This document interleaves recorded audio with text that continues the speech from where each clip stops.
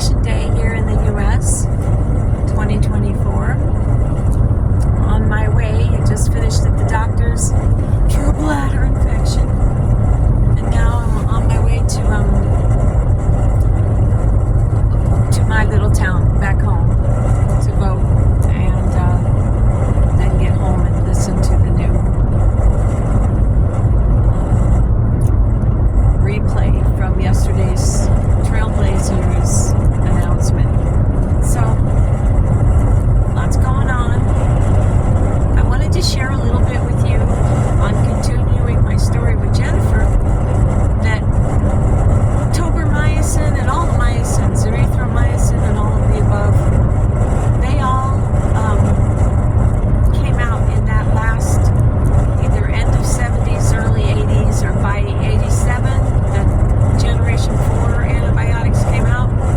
Well, they didn't get released to the public. They were for use in places like the University Hospital where they have research privileges to administer it. And the Cystic Fibrosis Center was elated with the results of everything that was happening. Now, Jennifer went through 2 years of physical therapy after the back surgery. And they had her on some, not shots like insulin shots, but they had her on some pills of what I cannot remember now.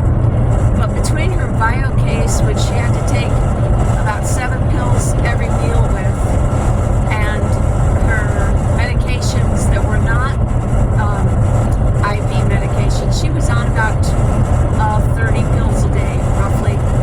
And they had to put a permanent plug right here below the jugular into her chest for IVs because it got to be so that they couldn't find veins in her hands. They were too thin.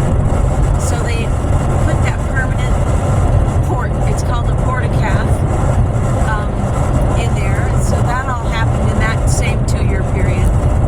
And then things looked pretty good, and it looked like she was going to have a relatively safe, I mean, as safe as she can be. She didn't get to go to public school during flu season, anything like that. So her truancy in school was an issue, and I had to put her in a private school, and they did really well, and she had a 97% overall average, so she was really doing well in that school. And she wanted to go to the University of Corvallis all along. She wanted to be an oceanographer. When she was a little kid, she would draw whales and dolphins and stuff.